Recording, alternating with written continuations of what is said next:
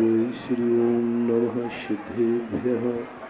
जय श्री ओम नमः सिद्धेभ्यः। सर्वमंगलमांगल्यं सर्वकल्याणकारिकं प्रधानं सर्वधर्माणां जैनं जयतु शासनम्। पंच परमेष्टि भगवान की, आचार्य श्री गुरुवर कुंद कुंद महाराज की, आचार्य श्री गुरुवर विद्यासागर महाराज की, कि जिस भूमि पर मनुष्य 250 साल बस जाते हैं, रह जाते हैं निरंतर, तो उस भूमि की एनर्जी धीरे धीरे कम हो जाती है और 500 साल के अंदर अंदर वह भूमि प्रकृति किसी न किसी रूप से खाली कराती है। ये प्रसंग को जब मैंने पढ़ा तब ये सोचा, त्रियंच जहाँ रहते हैं वो एनर्जी कभी गंदी नहीं होती, पेड़ पौधे जहाँ रहते वो एनर्जी गंदी नहीं होती, पशु कुत्ते बिल्ली सूकर आदि जहाँ रहते हैं ये कभी गंदे स्थान नहीं होते, इनकी एनर्जी कभी घटती नहीं है, बढ़ती है। लेकिन मनुष्य में ऐसी क्या कमी है जो कि जहाँ पर जन्म लेते हैं रहते हैं वह स्थान 250 से 500 साल के बीच में इतना एनर्जी लेस हो जाता है कि प्रकृति उसको खाली करा लेती है।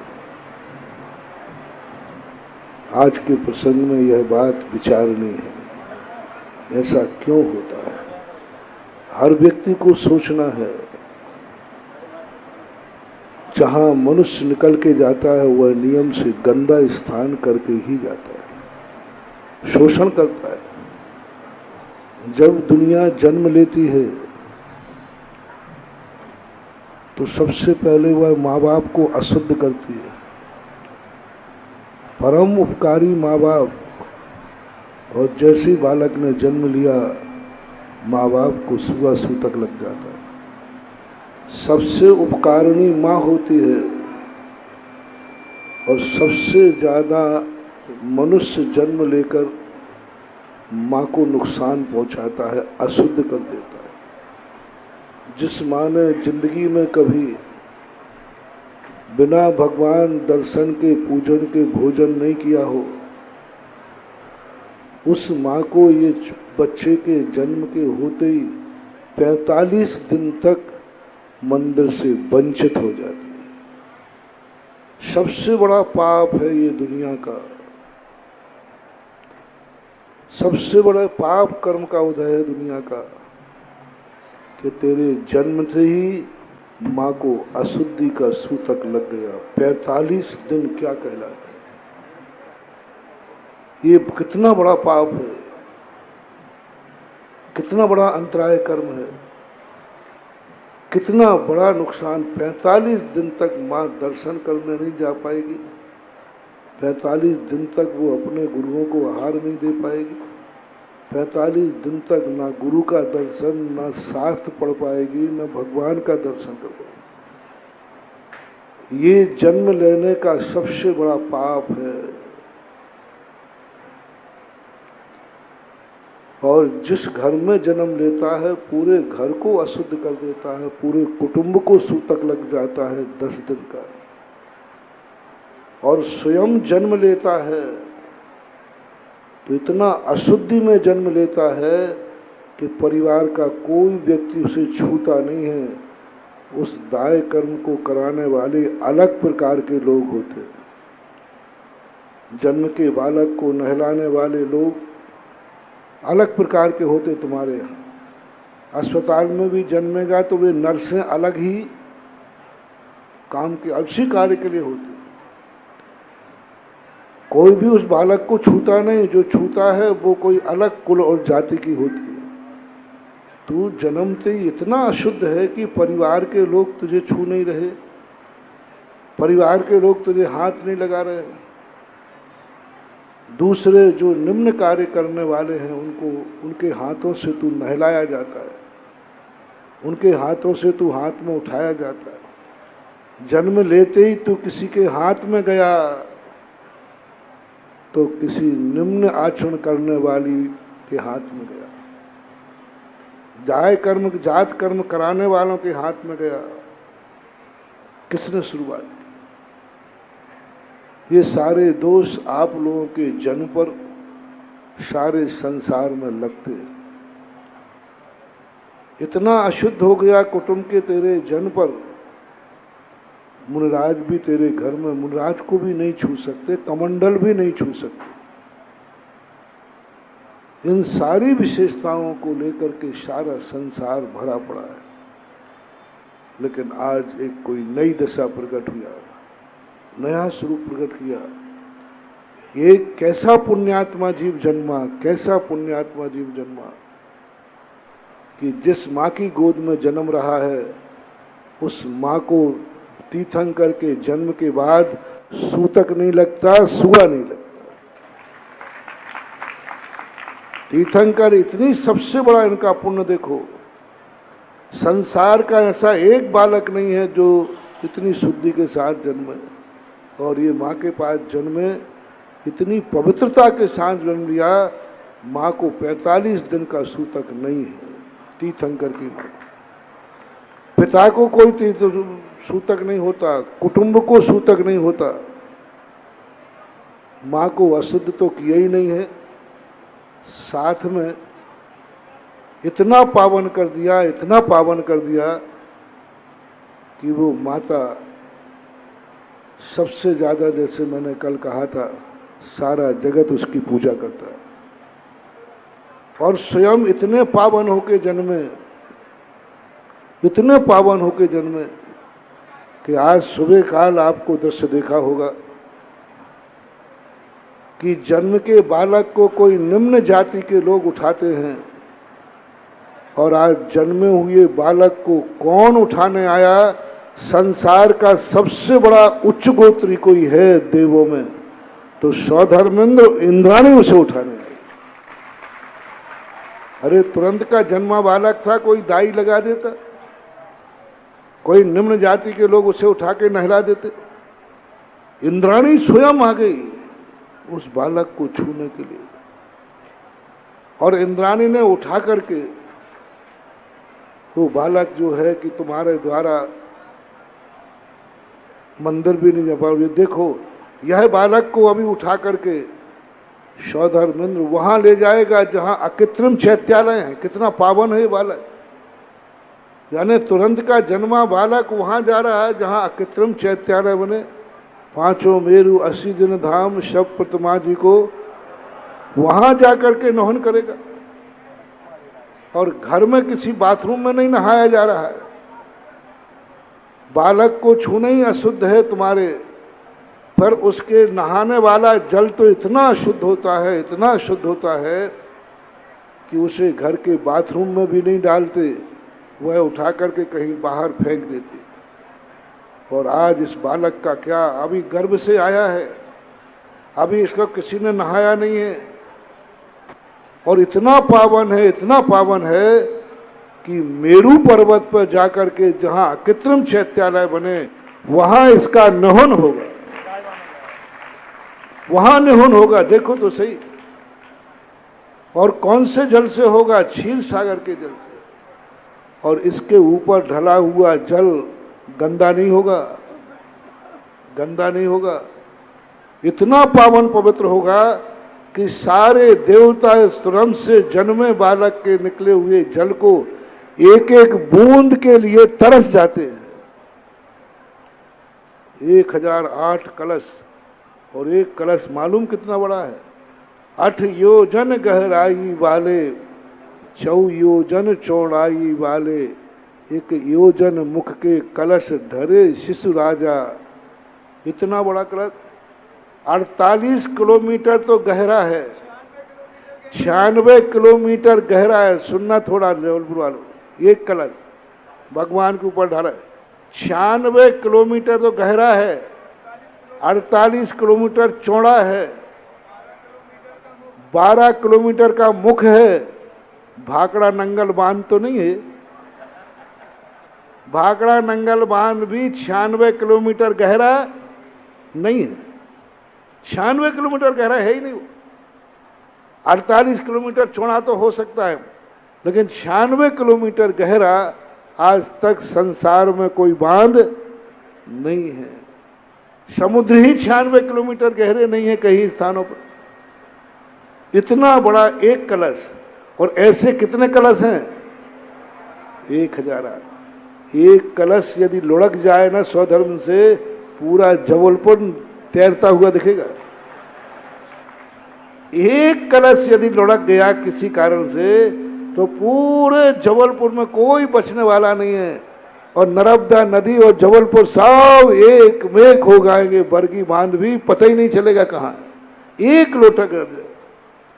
ऐसे 1008 कलश एक एक करके नहीं, अलग एक साथ ढालता है, फिर भी बालक हिलता नहीं।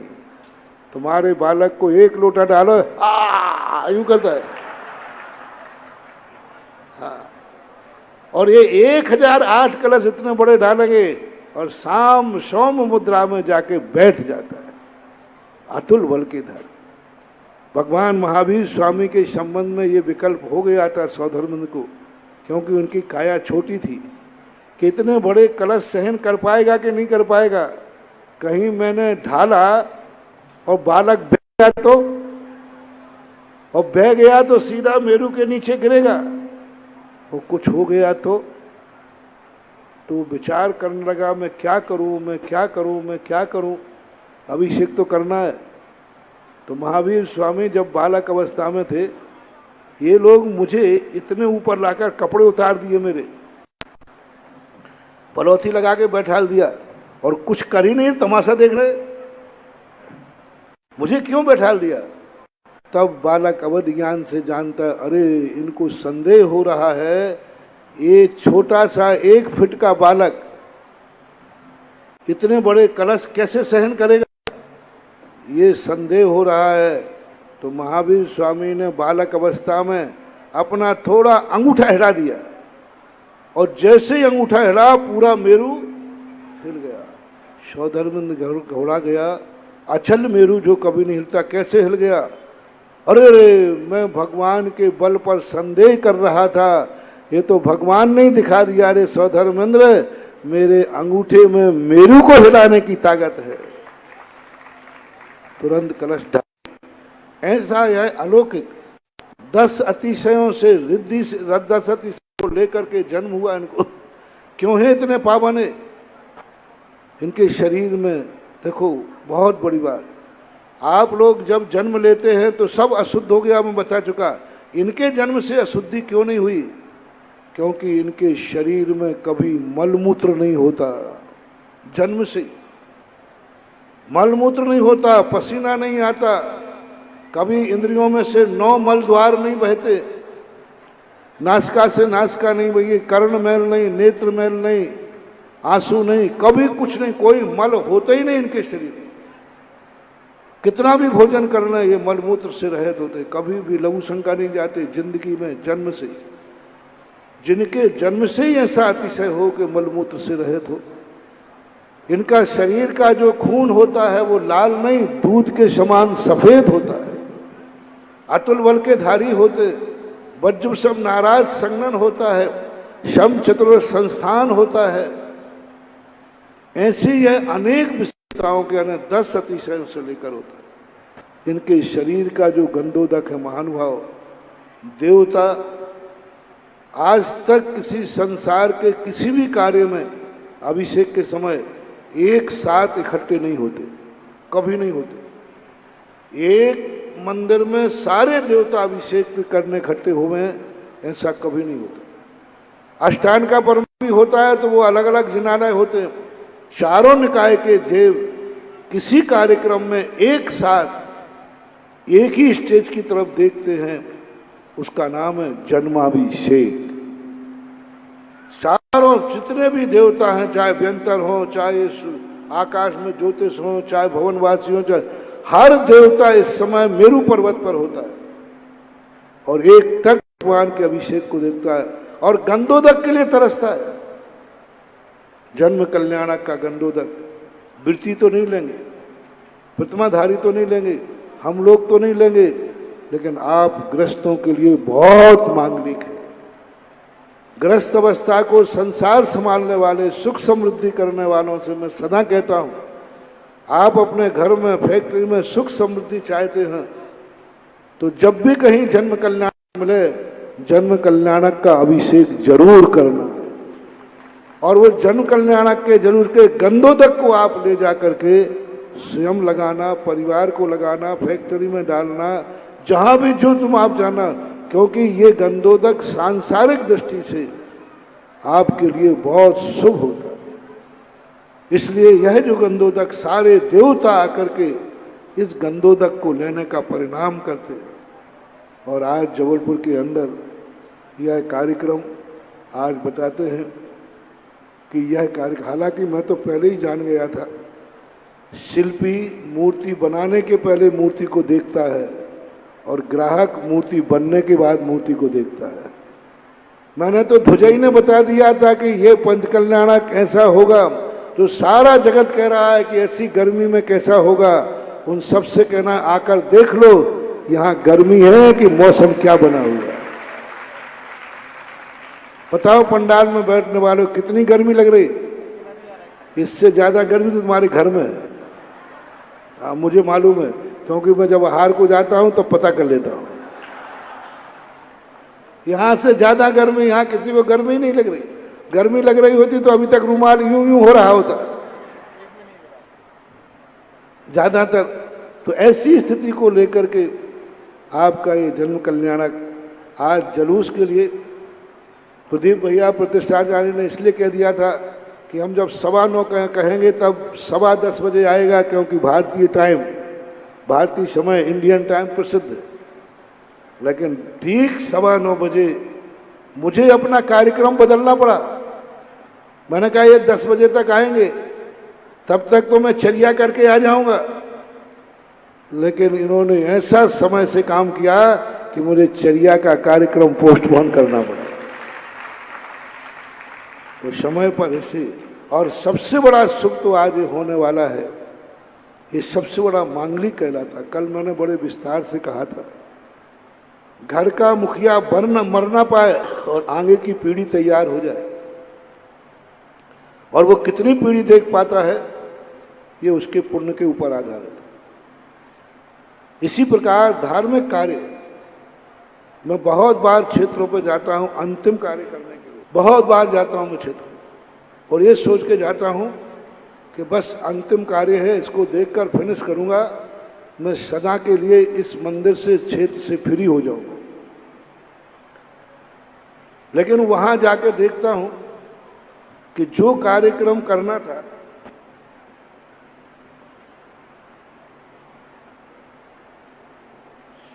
वह कार्यक्रम तो पूरा हो ही जाता है, वह पूरा नहीं हो जाता, नया कार्यक्रम चालू हो जाता है।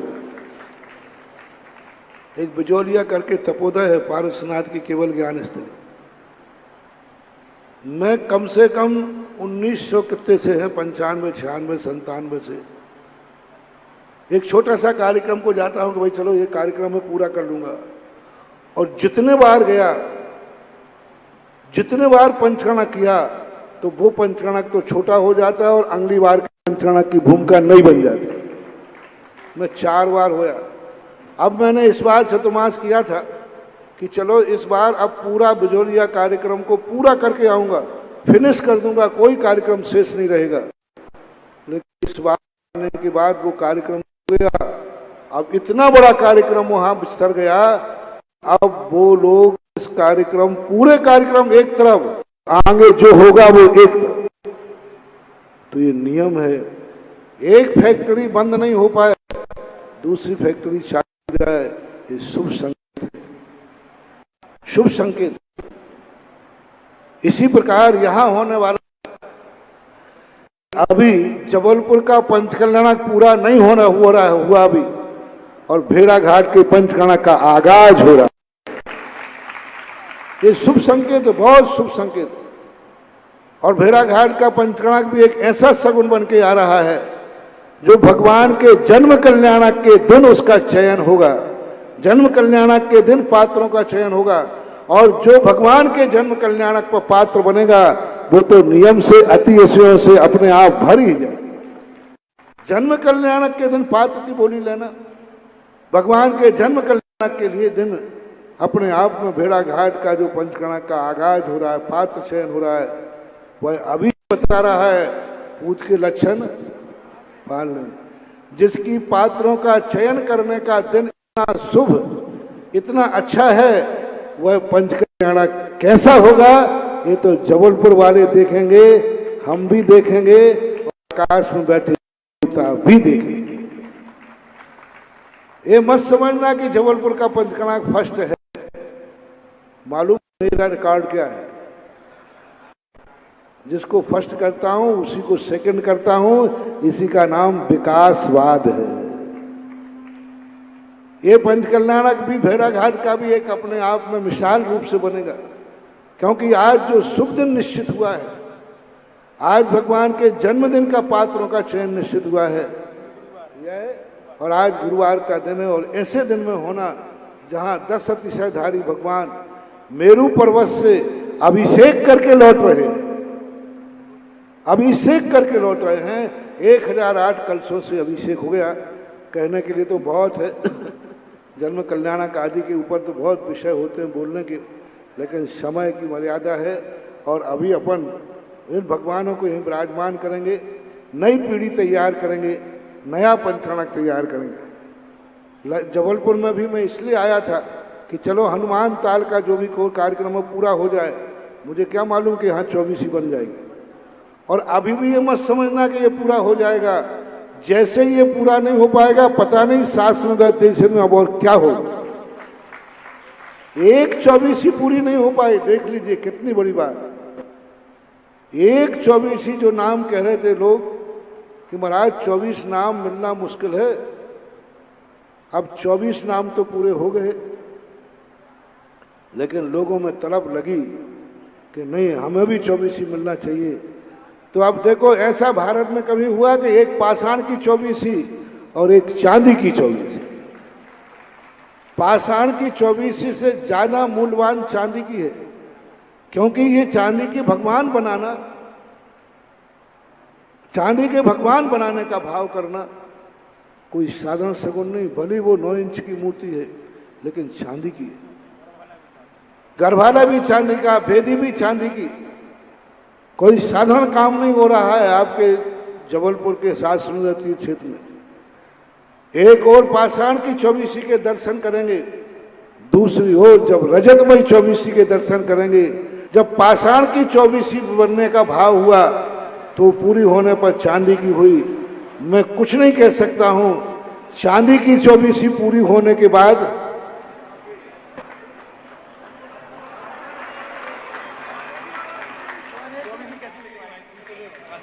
ये ध्यान रखना भैया, ये शासनुदा तीर्थ क्षेत्र है और ये मेरी पसंद का तीर्थ क्षेत्र है। यहां कुछ भी हो सकता है,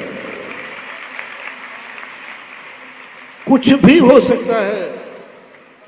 मत समझना ये बात, क्योंकि मैंने आदिनाथ को परखा है, और आज नहीं 11 साल पहले परखा था, जिस समय तुम्हारे लिए साधारण मूर्ति थी और हमारे लिए असाधारण मूर्ति थी। क्या कल्पना की थी कि कभी यहां हनुमान ताल में 24 बैठेगी? तुम तो इस फराग में थे कि ये बेदियां और उठा के ले चलो। 24 क्या कल्पना की थी कि 24 बनने के बाद चांदी की 24 बैठेगी, रजतमयी 24। और जो चांदी की 24 बैठाने का भाव कर रहे हैं, उन्होंने भी ये सगुन बना दिया कि एक 24 की प्रतिष्ठा पूरी नहीं हो पाएगी और दूसरी 24 की घोषणा चालू हो जाएगी। ये शुभ संकेत है। अभी उस 24 की प्रतिष्ठा पूरी नहीं हुई, जन्म कल्याणक हुआ और दूसरी 24 की घोषणा कर दी। यही संकेत दे रहा है कि शासनोदय तीर्थ क्षेत्र में अब कभी टांकी रुकने वाली नहीं है। वो हमेशा एक कार्य पूरा करेगा, उसके पहले ही दूसरा ला देगा। और जो शासनोदय तीर्थ क्षेत्र में अपना दान लगा रहा, वे भी कान खोल के सुने। जो तुमने बोली ली है नोट कर लेना, ये बोली पूरी हो नहीं पाएगी। उसके पहले ही तुम कहोगे हमें कोई नई बोली का इंतजाम करो, मैं कोई दूसरा बनाओ करने कहोगे कि नहीं ये तो हो गया, अब दूसरा कार्य करो। क्योंकि जब खेत शुद्ध होता है और बीज चोखा होता है तो वह फसल के लिए विकल्प नहीं किया जाता। कभी कल्पना एक 24वीं पूरी नहीं हो पाई, एक 24वीं के बाद दूसरी 24वीं की घोषणा होना, ये शासनोदय तीर्थ का बहुत बड़ा शगुन है। जब तुम्हारी जिंदगी में कभी कोई बोली लो और वो बोली पूरी चुकने तक तुम्हारे मन में भाव आ जाए अब मैं दूसरी और लूंगा, समझ लेना पहली बोली का रिजल्ट खुल गया, फतेह हो। और यही पंचकल्याणक में हो रहा है। और मैं नहीं कह सकता हूं कि 24वीं रजतमयी 24वीं पूरी होने के बाद एक बार और पाषाण की 24वीं का पंचकल्याणक पूरा हुआ नहीं और रजतमयी हो गई, और रजत का पंचकल्याणक पूरा होगा नहीं और बंसमोर और हो सकता है यहां कुछ भी हो सकता है। चले अपन भेड़ा घाट का एक सगुन तीर्थ है, 15 फुट पद्मासन मूर्ति, नदी किनारे बैठना। और उस नदी की क्या विशेषताएं हैं पिछली बार बताई थी हमने जब भेड़ा घाट गया था। और यदि नर्मदा नदी की विशेषता सुनना है तो जब मैं भेड़ा घाट में रहूं उस समय सुनना। ओरिजिनलिटी वहाँ की मूर्ति का अतिशय, मंदिर का अतिशय, भेड़ा घाट का अतिशय, नर्मदा का अतिशय, नर्मदा के पानी का अतिशय, कुछ अलग ही ढंग से तुम्हें मिलेगा। आज अपन ब्रह्मचारी से कहता हूँ कि वो देखो भाई ज़्यादा घिस्सा मत लगाना, सैंपल नहीं भरना। सैंपल तो अभी जो पहला स्वधर्म बना है ना उसी से आप फोन करके पूछ लो। वो कह रहा है एक दिन में ही कहता है कि मुझे क्या मालूम इतना आनंद आएगा, मैंने तो जो बोली हुई वो वसूल हो गया और अगली बार स्वधर्म बनने का भाव आ गया। यदि ये पंचकल्याणक खत्म हो गया होता तो कब कोई स्वधर्म बनता फिर, लेकिन अभी दो जगह तो नहीं बन सकता ना। आप जो पात्र बने हैं इनके आनंद की चर्चा इनसे पूछिए, इसलिए ज़्यादा टाइम नहीं लगाना, जितने जल्दी हो सके उतने जल्दी करने का प्रयास करना। और जो लोग पुरुष हैं वे इसके बाद जन्माभिषेक के कलश जरूर करें, ये गंधोदक अपने घर ले जाएं, ये मांगलिक है, शुभ है, इसको मात देख के ही ना जाएं। पुरुष वर्ग है और महिलाएं अपने पुरुषों से कहें जाओ भक्त पुरुष हो, भगवान का अभिषेक करो और गंधोदक लाकर हम सब महिलाओं के सिरों को पवित्र करो। ऐसे भाव करके करना। महावीर भगवान।